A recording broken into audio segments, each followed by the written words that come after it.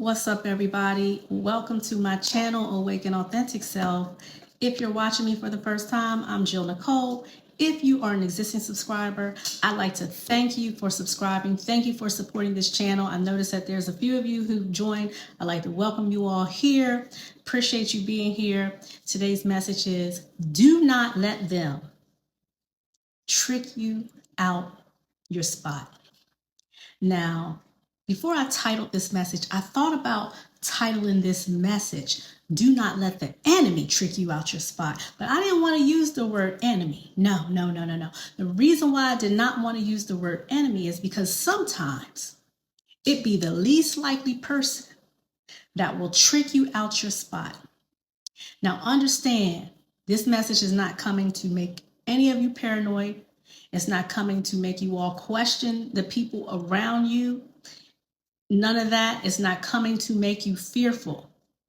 But let this be a warning or a confirmation, a revelation, an edification to somebody up and down the timeline today that do not let them trick you out your position. There are so many ways that the enemy will trick you out of your position. Now, we know that the enemy operates through people. And a lot of times he will operate through people who are unknowingly working for the enemy without even knowing that they're being used.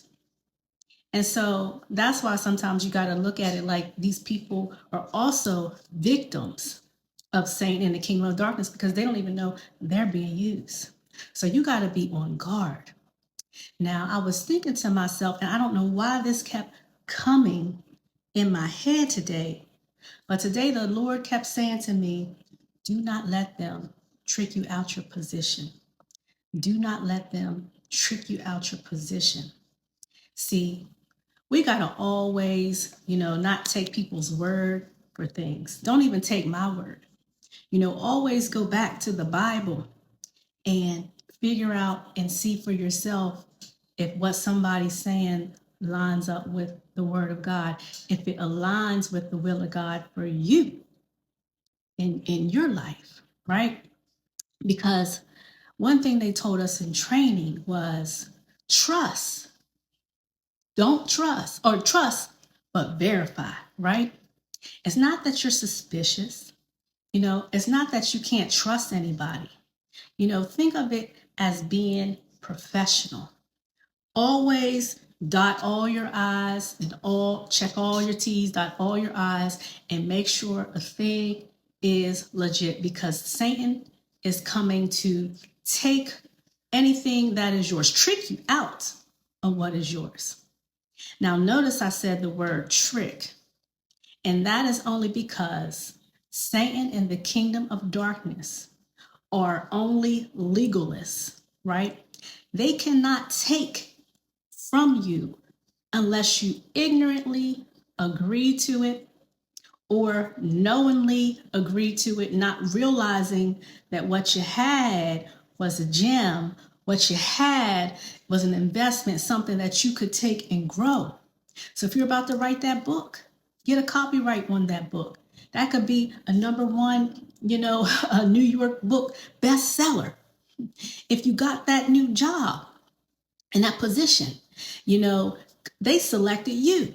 Know who you are. There's no time for this insecurity and people coming around that's been in that office for many years and trying to trick you out your spot, trying to tell you what to do when you already know your supervisor told you the rules, told you the guidelines, and then you have someone coming telling you something opposite. Don't let the enemy trick you out your spot.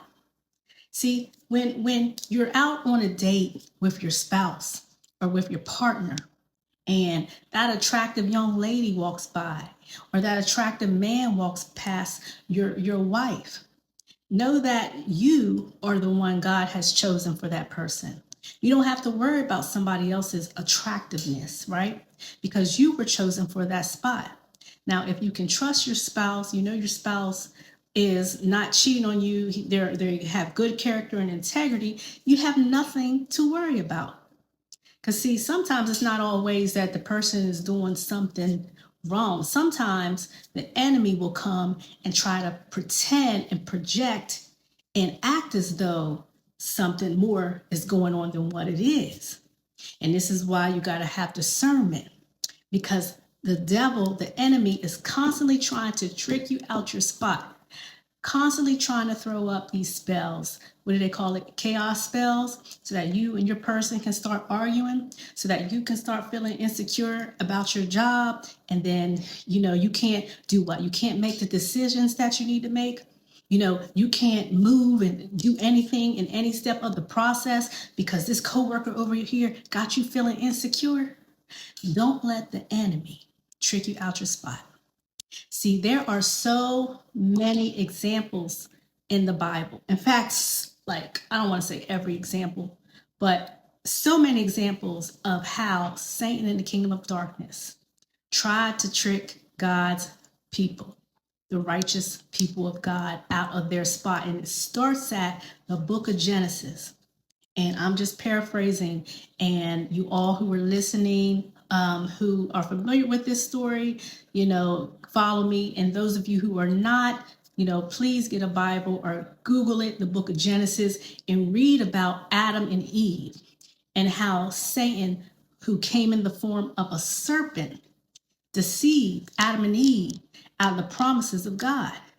And that the curses came upon Adam and Eve and followed all of mankind for eternity because they were tricked out of their promises. See, because they lost their position. They stepped down. They didn't have to listen to a serpent. See, God told them not to eat of this tree. God said, you can have any tree in this garden, but you can't have that one. Now think about that. You were in paradise in a beautiful garden, like vacation time, all day long. And you can have any fruit. You can just pick it right off the tree. You don't have to labor for it. You don't have to work for it. You can just go eat and taste its natural sweetness. It didn't have all these chemicals and things that we have nowadays in our food. It was completely pure. It was completely non-toxic. And you had access to all of these good things. But all you had to do was follow one rule: do not eat of this tree. And so what happened? Eve, came in encounter with the serpent, who we know was Satan, right? Because he can metamorph himself into other things. So he came in the form as a serpent. And he asked, what did God tell you? And he didn't know, right? Because you got to think, the devil and the kingdom of darkness is not omnipresent. And this is why he operates through these other fallen angels that are here, people, willing vessels, people who have, willful sin in their life. Satan will use these people to get to those who were trying to do right, who were trying to walk on a narrow path, right? So he had to ask Eve, what did God say? And notice, as soon as she told Satan what God said, he said, we can eat from any tree in this garden except for that one. Because if we eat from that one, we shall surely die. And Satan tricked Eve. He said, you shall not surely die. For God knows if you eat of this tree, you're going to be just like him. See, he tried to make it seem like God was hiding something, right? But see, Eve should have stayed obedient to God. So she ate the fruit, and then Adam came, and then he ate the fruit. And then what happened? They didn't surely die immediately, but because they ate of the fruit, they did eventually die. Because in the beginning, we weren't supposed to die. God had intended for us to live for eternity. But we were tempted out of our position. We were tempted out of our promise. See, because Satan will come to tempt you and try to trick you out of what God has for you. Some of you all may be familiar with that story with Esau. I believe it was Esau and Jacob. They were twins, right?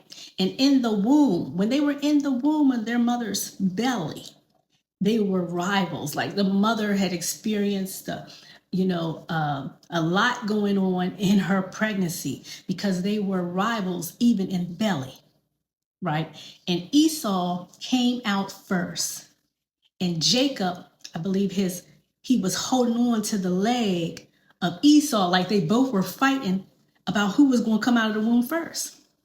And so Esau was supposed to he was the eldest brother. He came out first. He was supposed to have a birthright by his father. He was going to be blessed by his father Isaac. Okay, please go read this story. If I'm saying the name wrong, correct me in the comments.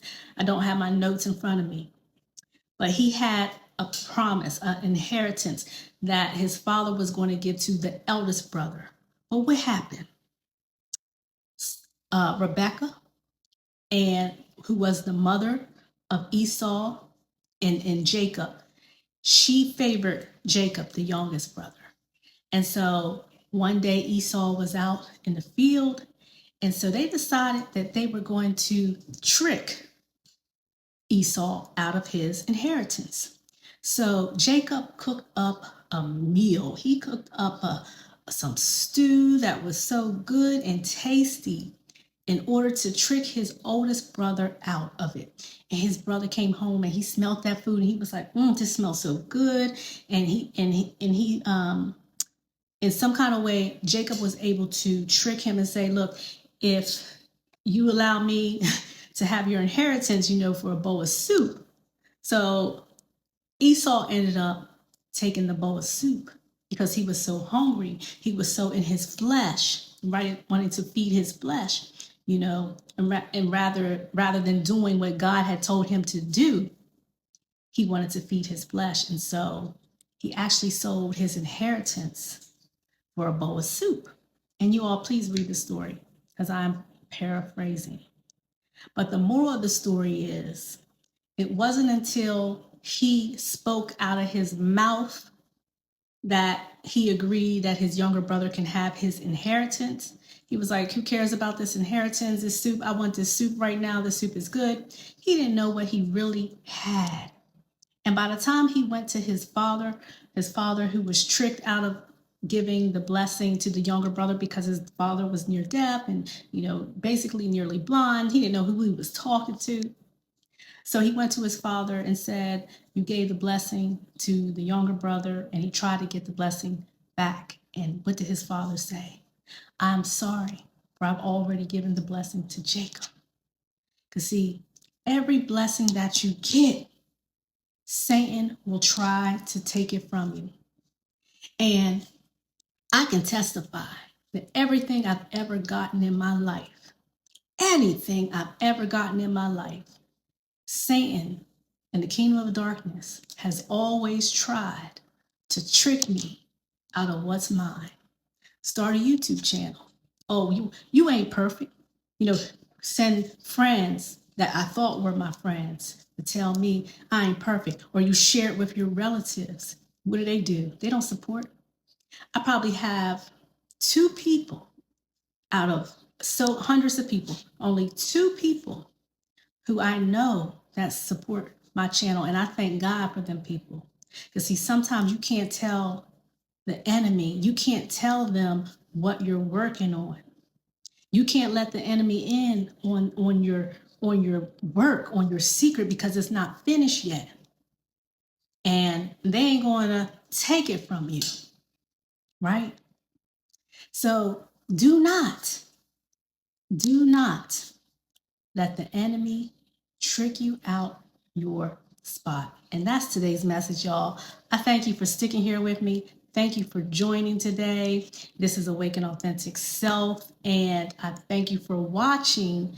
Please come back again, and I will see you again another day, God willing.